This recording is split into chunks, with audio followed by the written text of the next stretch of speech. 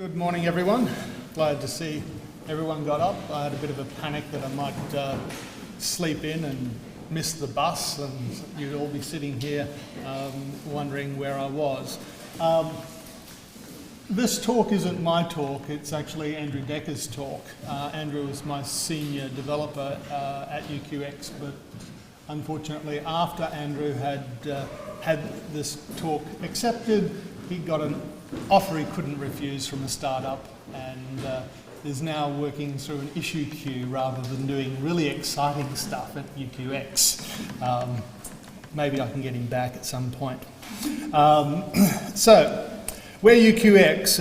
Let me just jump out and show you who UQX are. If you go to edX and click on Schools and Partners, you'll find us fairly close to the top here, and you can see... Oh. Let's...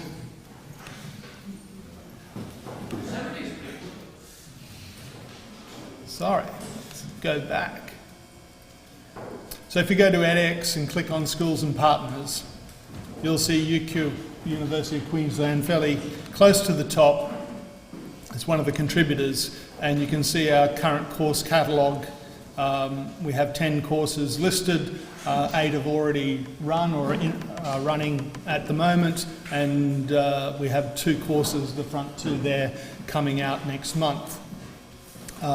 We also have a pretty active development program. We've got another 4 courses which haven't yet been announced that are already under development, and I've got on my whiteboard back in my office a long list of 20 or 30 proposals that are at various stages, from an idea in the back of someone's mind to fairly detailed. We joined edX in 2013 in May, and our first course went live in 2014 in January. Just a couple of weeks ago we crossed 500,000 registrations in total, and we also had our first course that had 100,000 registrations in a single run of the course as well, which is nice because not all courses are that big. It's nice to have at least one up there. Back to the presentation. At the UQX project, we're a strategic project of the university funded by our Vice-Chancellor, or President in US terms. We have a fairly big project team with videographers, learning designers, project managers, and a technical innovation team, which I used to lead, but now I'm the director of the whole group. So that means we've lost one person out of the technical team because I haven't written a line of code in well over a year. Andrew was my lead developer. I have a junior developer at the moment and still trying to replace Andrew, so if anyone knows a developer that likes working in a university environment, wants to come to sunny Queensland, let me know. So, as I said, we're one of the edX partners, so Open edX for us is currently our development environment where we hack on stuff or develop stuff that we want in our courses, and if that's a contribution to the code base, it has to get into not only Open edX, but it has to be adopted by edX.org before we can use it in any of our courses. Unlike someone who's running Open edX, they can change it and use it immediately because they're running their own platform. We're not. We're running a hosted platform, so we have a much longer lead time to get stuff into the platform, which does impact quite a bit when you look at the demands of course development. Most of our courses are developed in 6 months or less, so you may not get an idea from a course team as to some technical thing that they want in their course until the deadline of the course going live is already looming, and that's not a good timeline for doing technical development.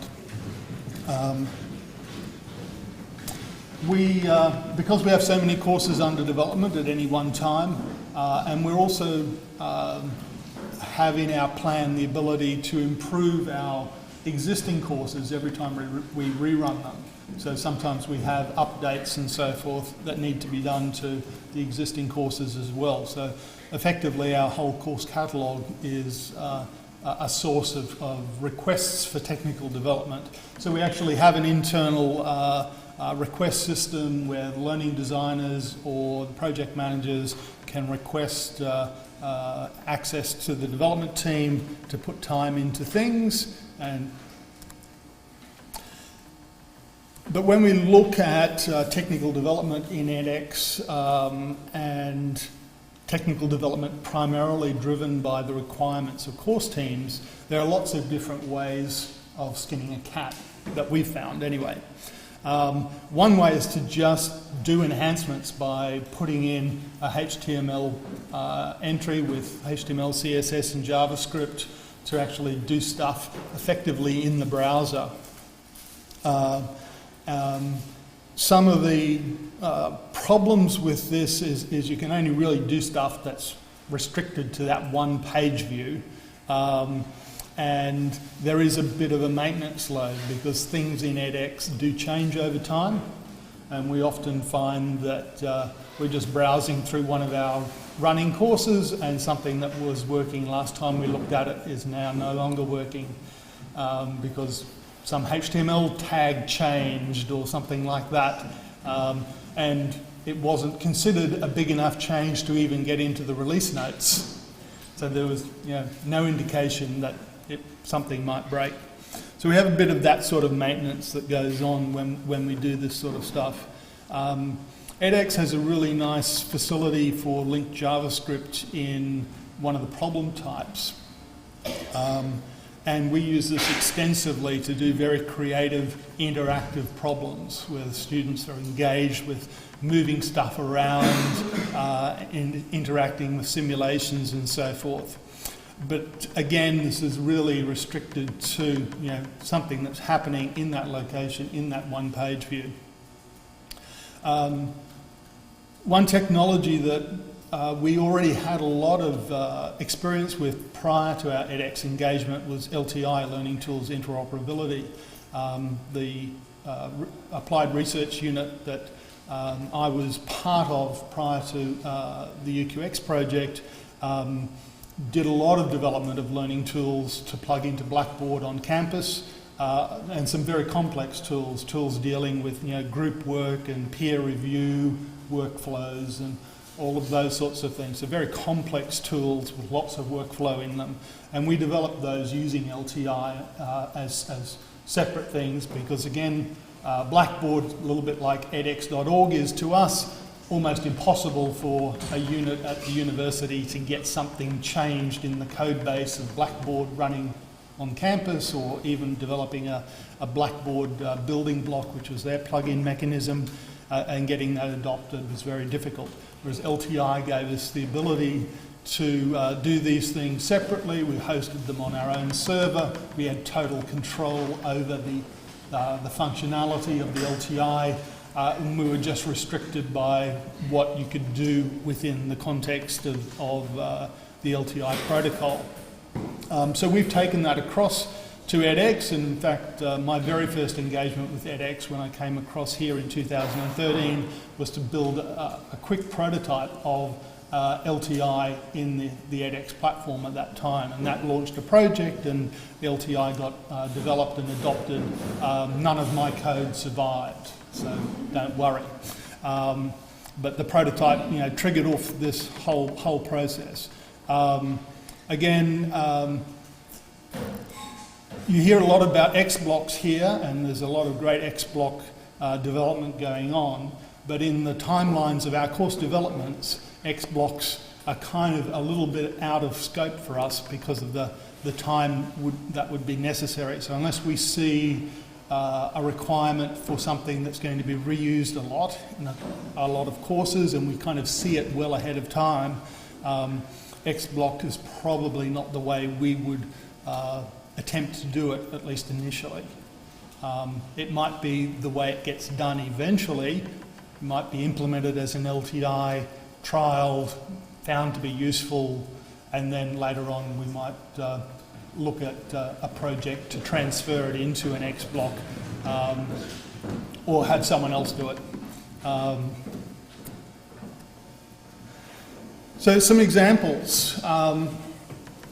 Changing problem interfaces is a very common request from course teams. So you go from something like this to something like this. Who's heard of certainty-based marking? Certainty-based marking is a system where when a student answers a question, that they not only provide what they think is the answer, but an indication as to how certain they are that they know that that's the answer.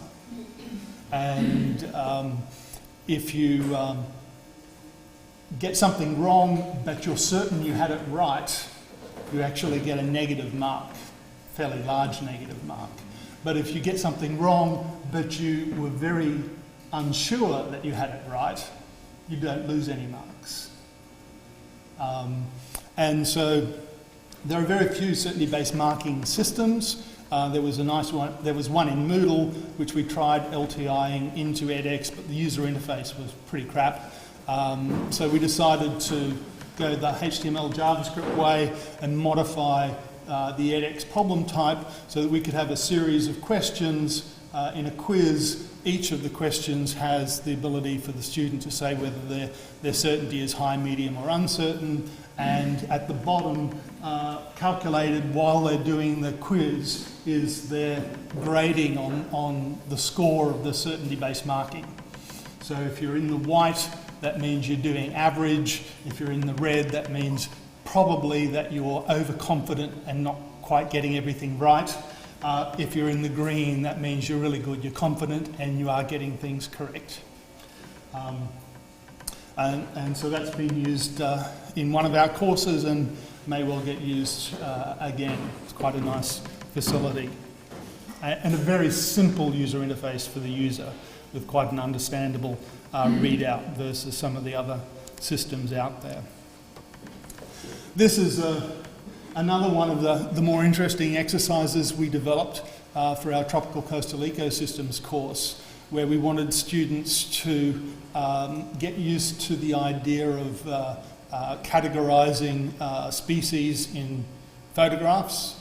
This is a very common research method. You have a stack of photographs taken of an ecosystem, and then someone has to sit down and do a random sampling of what species appear in the photograph. And it's typically done by just having a random map of points that you overlay, and then you work out what species is at each of the points. So this was an exercise where students could do that. They were given sample images. They had a little hints panel on the side which had photos of each of the different species, and they had to then identify all of the marked species on the photographs. And that worked really well. We're doing a lot at the moment. We're doing a lot at the moment with audio. We have a IELTS academic test preparation course coming out for students learning English as a second language, with lots of audio playback and recording functionality, lots of exercises where the student is answering questions while they're listening to an audio. And the questions are timed, so there's timers and things like that are going on at the same time. This is another exercise, interactive exercise with students in our bioimaging course. We're learning about X-ray technology. This is another one of the audio narration ones where students are listening to someone talking about something and they have to put what they're hearing into some context. In this case, it's a context about a floor plan. And then they answer questions on that. We did a course on hypersonics, a high-end engineering course, and the major project at the end of this course was students had to actually design a scramjet engine and do all of the calculations to work out the specific impulse of their engine design. It was a very big assignment, used a lot of mathematics, but at the end of it, the students got to the students were all given a random variable as part of their design. So they're all doing a different engine based upon this random value that we gave them. But what it was designed for was that all of these engine designs have the same property. So when you plot the result, they all appear on a curve if you've got them right. So we had this XY grapher tool which each student got to put in their assignment answer and it plotted it. And so over time, as more and more students put in their answers, the graph appeared with a few outliers where people had got the wrong answer. But students loved it because they got to see what everyone else was getting and they got the reinforcement of the fact that this curve existed. The response map world tool lets students put themselves on the map, see where everyone else is in the course, tag various words or phrases. We've used this in a number of courses now. It was based on an idea from a Delft course, but we re-engineered it, and I believe UBC have re-engineered our solution as well. We're hoping they'll contribute their changes back. Video upload tool was another one we've done. For our IELTS course, we've got some quite complex practice tests and things like that use audio extensively, and some of the more complex ones are done as LTI tools. We did do one XBlock contribution, and that was part of the ORA, the Open Response Assessment facility in edX. We had a requirement from one of the course teams for a leaderboard where after the assessment was finished, students got to see the top 10 scoring submissions. And so we went through all of the effort of developing this, contributing the code, going through the review. At the time, ORA was still very much in development at edX, and we got a lot of assistance from the team at edX to get this through, and we actually got it through within the time frame of the development of the course, which was really nice. So that facility is there now, as just check a box when you're setting up one of these, and you can have a leaderboard at the end, which is really nice. I might skip the LTI tool provider one. We love to share. So what we've done at UQ is we've put together a gallery course on edX Edge where we actually put all of these things, interesting stuff that we've developed in all of our courses, along with the code, how to stick it in the course, what the context it was in the course. The GitHub, if it actually has a big code base, and this is entirely open. You just need to know the URL. I know some other universities have done similar things, but I encourage anyone that's doing course development, if you see anything cool in one of our courses and you're wondering how it's done, this is where you go. You can always email us as well and we'll send you the link. So I might just very quickly show you that before we open for questions. So here it is. We have a list of resources, so you can see all of the stuff that's in there. You can go in and look at various things, like in the bioimaging course, we developed a radioactivity decay calculator that students used in some of the exercises where they had to work out if they were needing a particular isotope and it was going to be produced on a particular day at a particular time, and they were going to be using it the following day and they needed a certain D1 level. They could type that in and it would calculate what the value was going to be at the time that the isotope was going to be used, because isotopes decay, and they all decay at different times. So I was going to use that kind of a week later, I'd have to have it manufactured in the synchrotron at a much higher level to achieve the level that I wanted in my study. So little tools like that are really, really nice for students to be able to utilise when they're going through complex assessments and problem sets.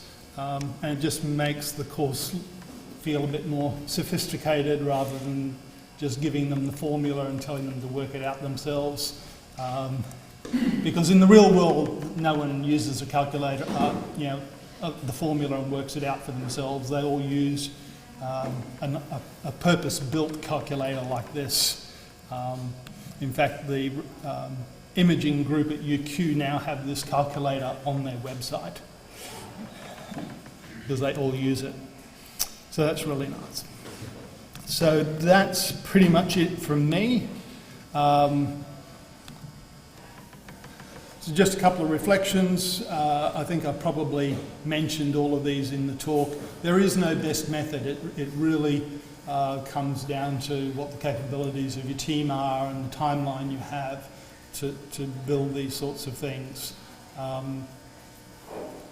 That's it. Questions? Yeah. The XPLON, you said that that's not really feasible. Is that because of the length of time it takes to create the XPLON, or is it because of the contribution process? It's basically the iteration time it takes to develop the code, submit it, have it reviewed, possibly go through many iterations. At least, especially in our early courses, we announced our courses very early, several months before they were released, and some of the courses were announced before the development had even started. So that makes the deadline of the course going live very hard. And a development environment where you are relying on another party to review code and so forth, and it introduces uncertainties that you can't put into a deadline. Have you tried submitting an XPLON into a separate repo, and I was wondering if that's really easier for you guys? You said you're contributing directly to that platform. Yeah, well, other than we haven't done any more other than the ORA one. At the moment, my team's relatively small, so we're probably going to steer clear of XBlocks until we're staffed up again. Anything we could do at X to make that process easier?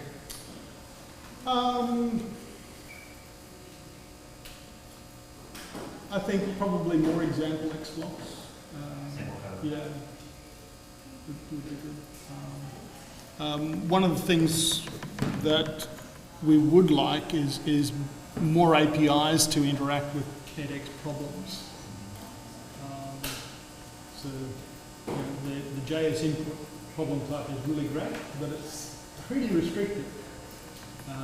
So I think there's a lot of room there where it could be opened up a little bit more with some more knobs to be turned. Was mentioned yesterday the new facility for what was it called? Where you standardise in HTML and CSS. There's 2 new repositories on that. The theming stuff will probably mean that it's easier for teams like mine to develop stuff that manipulates the user interface a bit. Will make that code more stable.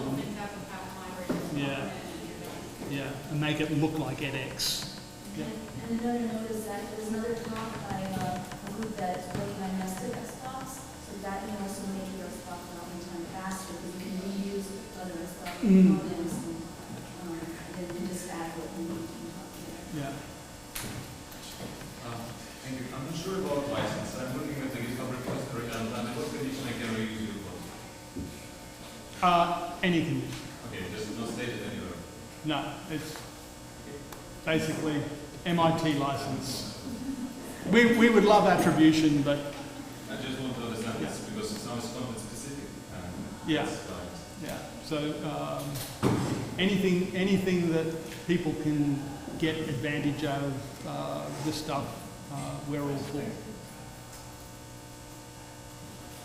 Excellent. Thank you very much.